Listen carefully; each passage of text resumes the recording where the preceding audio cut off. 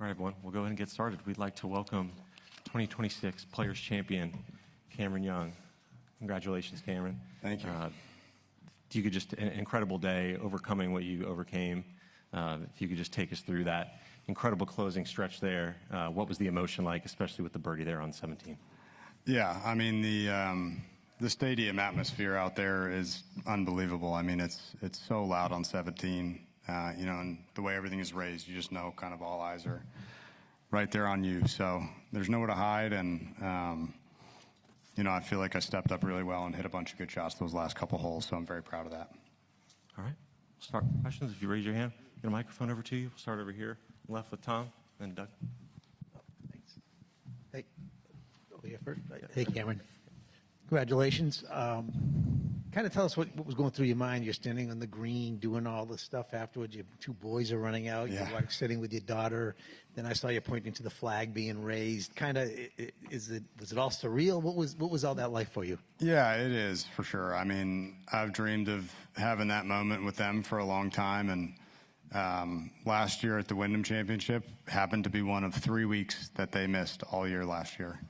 So they were celebrating, 2,500 miles away, and to get to see them, after I went and did my interviews and stuff, and got to actually, give my boys a hug, see my wife, see my little girl.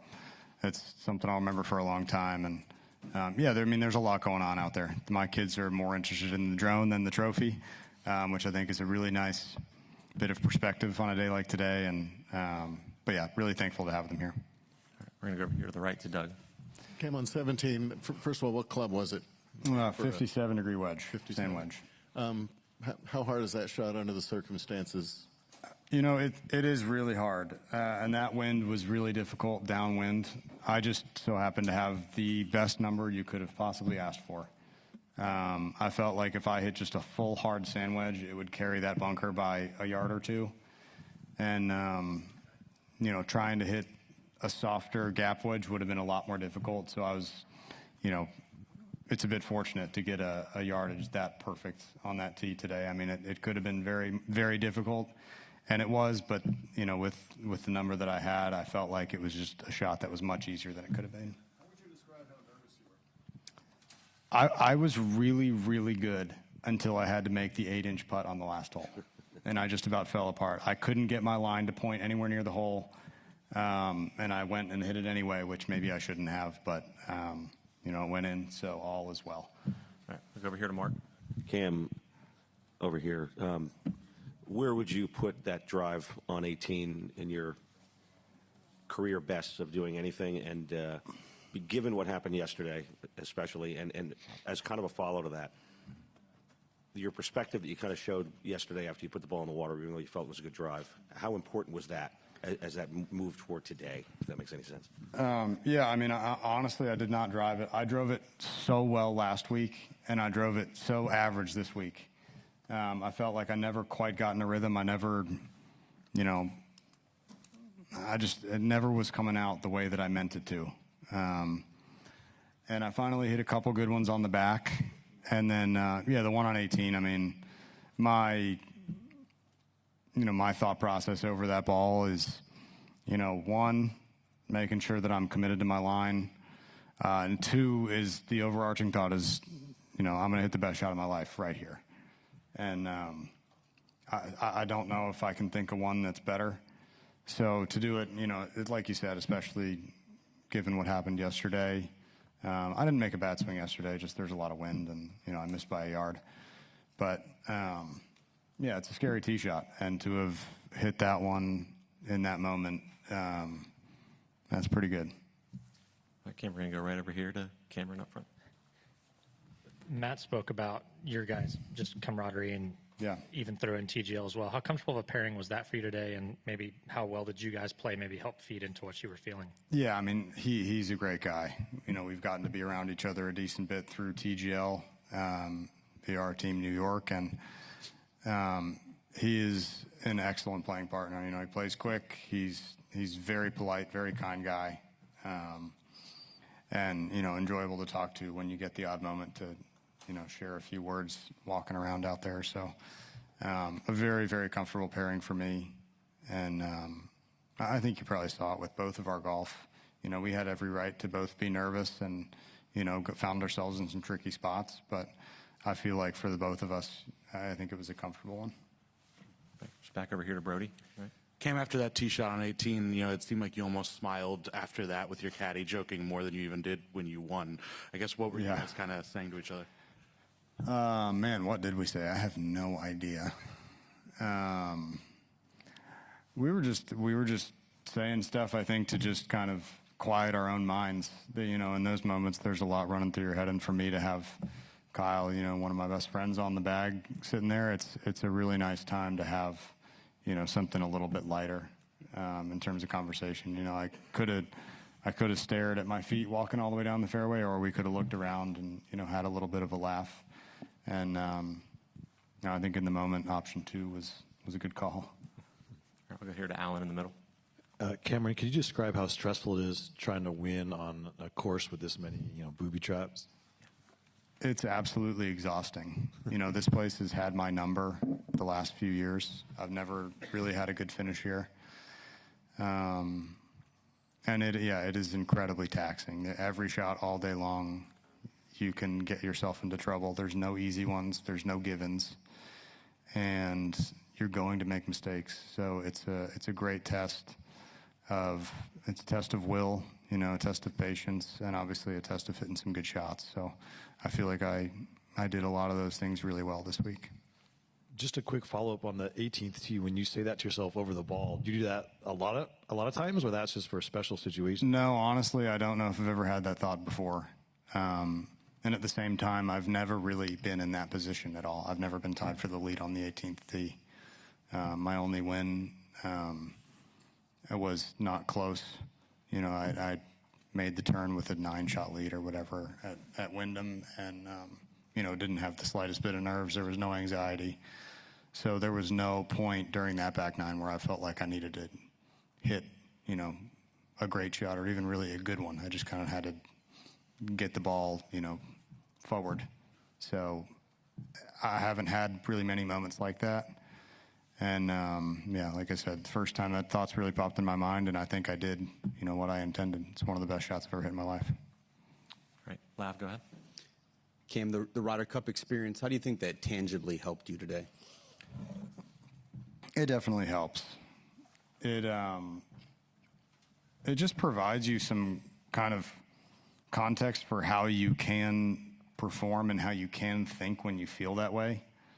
You know, dealing with nerves is tricky. They make your senses are kind of heightened. Typically, I hit the ball a little farther. So it makes you capable of more, but if you kind of let them get in the way, obviously it can kind of be disastrous. So it is a balancing act of like knowing that they're there and trying to use them to the best of your ability.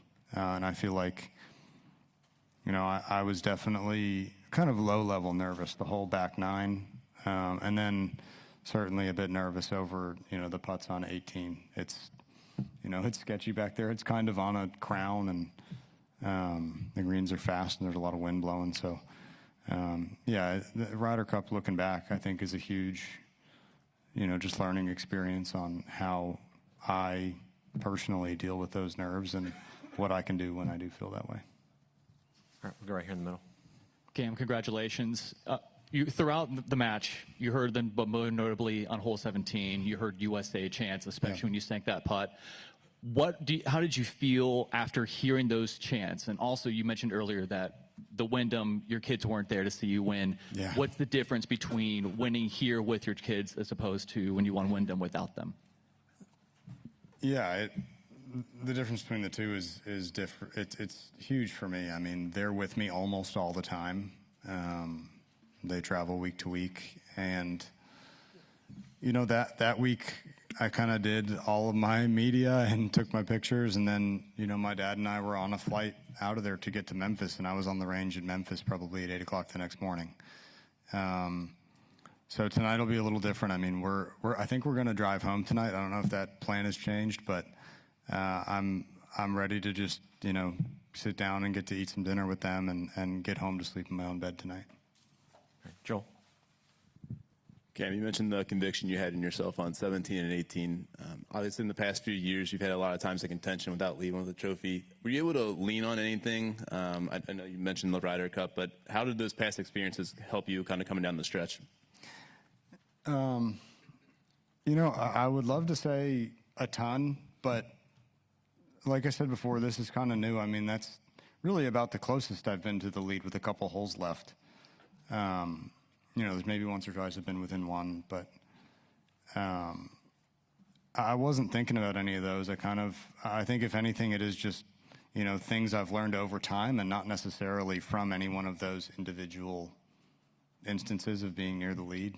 I think we've made a lot of progress on, you know, my attitude and my approach to golf, and I feel like that is where I've improved, and I think what allowed me to stay in it all day today. I mean, there was certainly a point during the front nine where I don't know if I was 3 or 4 back, and you know, at that point, if you get frustrated and make any decisions that aren't wise, you're gonna kick yourself out of the tournament really fast. So I feel like it's more a matter of what I've learned over the course of the last year or two, and not necessarily from those times being around the lead. All right, Brent, back here. Hey, Cam, did you feel the support of everybody out there? Did you feel like they were pulling for you or the flag, the United States flag that would get raised? And I guess on top of that, do you think it impacted the way you played? Yeah, it's nice to be welcomed warmly like that. I mean, any amount of support that I get out there, I'll take. That's positive energy, and you know, it brings nothing but positive thoughts to my mind. So, you know, very grateful to have had the support of the fans those last few holes. Yeah, I mean, it does help. I don't think it's kind of a passive thing. But to be aware that you have so much support out there is really cool. And yeah, I mean, any reminder of that Ryder Cup, obviously we didn't come out on the right side of it as a team, but you know, I took a lot of positives from it. And anytime I'm reminded of that, it kind of, you know, takes me back to all the work we did to get there and the success that I feel like, or the progress that I feel like I made during that tournament. So, All right, we'll go back over here to Will. Cam, I wondered how active you are with goal setting and how you balance the temptation of comparing where you are in your achievements versus where you feel like you maybe could have or should have been at any point in your career. Yeah, I'm kind of trying to give up on that in terms of, you know, looking at where I am versus where I think I should be in my career. My expectations are, you know, wildly unreasonable. So, and I think they're less so now. I think they have been wildly unreasonable. This is a hard game, and there's a lot of people that are really good at it. So, yeah, I'm not huge on setting goals. I've done it. You know, I don't have like a list for this year or anything. You know, my mind for the second half of last season was East Lake Ryder Cup. My mind for the first part of this season is preparing for the Masters. So, you know, my goal was to be in contention as much as possible before that. You know, this tournament certainly has a major field of players, is an unbelievable event. And I feel like, if anything, I mean, it's the best possible prep you could ask for, you know, our first major of the season. Okay, John, go ahead. Cam, both at the Ryder Cup and here, you appear to be impassive and completely in control of yourself. Is that because you are, or is it because you're very good at fooling people? I think it's about 70% that I was. You know, my expression doesn't tend to change that much, except for when I'm very upset. I feel like that's about the only thing you'll get out of me out there. I'm never going to be real smiley, never going to be, you know, kind of outwardly super positive. But, yeah, it's mostly, today it was mostly that I just was pretty under control. You know, I feel like I kept really good control of my mind, made really good decisions. And, you know, it didn't have to work out that I won, but today it did. What do you do when you are When I am angry, I just get mad at myself. You might see a frown. I don't know. It just, generally I'm relatively even keel. But you just, if I'm playing well, you're just going to see nothing. You know, if I'm not making too many mistakes, you're just not going to get much out of me. All right, Doug. Including now, or? No. Including now, yeah. I think you'd said outside, Cam, that you found yourself in a really good spot today and frankly all week on a course that's been so vexing. Why do you think that is, or was? I feel like we had a really good kind of refocusing after Riviera. I feel like my head wasn't in the best place. I still finished well at Riviera, but I felt like I had kind of missed the mark on what I was thinking about out there on the golf course and thinking about generally. So, you know, coming to Bay Hill is very, very difficult. Coming here is very, very difficult. So it was a really good time to just say, look, you know, I'm going to go through 2 weeks and focus entirely on my process and my execution and see what happens at the end of those 2 weeks. You know, trying very, very hard to let go of the outcome, to be very accepting of what happens and what you shoot. And it's kind of what you heard, you know, after my round yesterday, after I hit it in the water. You know, it was a bummer. I didn't make a terrible swing, but it is what it is. And, you know, I had a putt for double bogey to make. So it was just a really good time and a really good 2 weeks to take that mindset in. And I feel like that shift, you know, obviously right now it appears that it, you know, is part of playing some good golf. So I'm, you know, looking forward to getting back to it in a couple weeks. All right, we'll go back over to the left here, far left of Flo. Cam, you scratched my question already a little bit like a minute ago. I was wondering, why aren't you smiling all the time? I mean, you shouldn't be the happiest person in the world at the moment. Did it sink in already? No, I mean, I think, honestly, I think if you asked my wife, she'd say he's a very, very happy person. And I am. I mean, I love my life. I love my family. I love my job. I couldn't ask for much more. I'm healthy. You know, I have healthy little children. So I just think it's more for me about, I think that's the best way for me to play the best.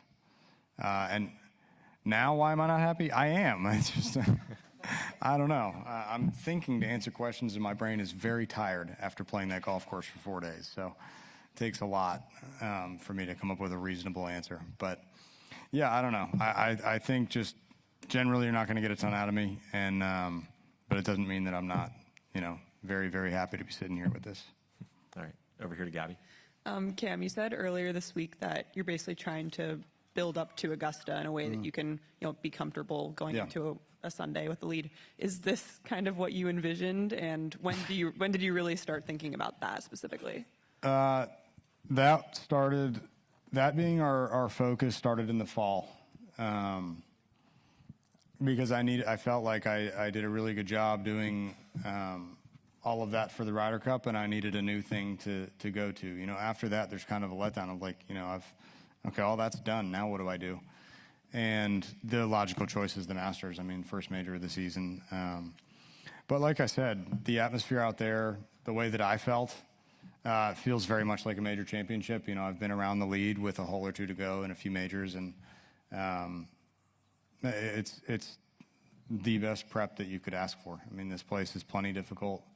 It's incredibly demanding mentally, and to have gotten through that and played the way that I did today is the best prep that I can ask for. All right, yeah, we have time for a couple more here. We're going to go Adam right up front and then back to left. Cam, what is your wildest goal that you have? Like I said, I don't have any specific ones. My goal is preparation for Augusta. You did though. You said, right? I have done it before, but I don't have any specific goals. My goal is to be prepared to be playing late on Sunday at Augusta. It's not necessarily to win. It's not to do any certain number of things. It's to be ready and comfortable when that moment comes. You mentioned early on the front nine, it could have gotten away from you, and past maybe it would have. what was that attitude adjustment that you had? What was there anything you told yourself or that your caddy said to yourself that kept you in line today? Yeah, really, what kept me going all week is honestly, I pretty much walked down the fairways looking at my feet, asking myself where my feet were. You know, if I could just focus on where I was, what I was doing, without getting ahead or behind, you know, the present moment, I felt like I could continue to execute shots well enough to stay around. And, you know, in a lot of my high finishes on the PGA Tour, I've been beaten.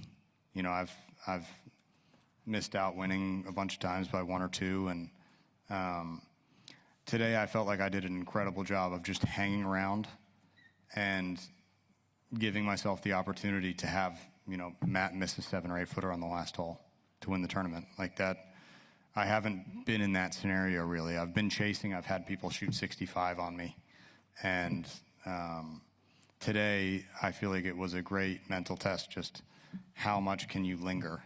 You know, how much can you keep yourself in the tournament and see what happens? Because like we've said, this course is very volatile. Those last few holes, anything can happen. You know, someone could go 3-2-3, and someone could go 6-6-7. So, like, anything can happen, and it was just a test of getting yourself to those last couple holes with a chance. All right, guys, we're going to finish with Lavner and then Doug real quick. Kim, just to follow on something you said about the wildly unreasonable expectations you sometimes set for yourself. Yeah. Just curious what that stems from and why you think that's always been a challenge for you. Yeah, I think I'm just generally pretty hard on myself, and I think a lot of people that are, you know, a lot of people that are good at what they do expect a lot of themselves. So I think that while it might not be the best thing for performing at your highest level, those expectations are also something that drives you to be good. So, you know, I've kind of am starting to learn to maybe let go of them a little bit. And like I said, kind of just focus on where my feet are. But at the same time, you know, expecting a lot from myself in terms of preparation and, you know, commitment to my golf shots and commitment to my thought processes. I think shifting where you have high expectations is, for me, maybe a more effective way to go about it. All right, lastly with Doug. Cam, I wanted to ask you about Kyle. Yeah. He started at Philly Cricket. Yeah. Right? At what point did you think he would be a really good fit on the bag, and how did that come about that it finally happened?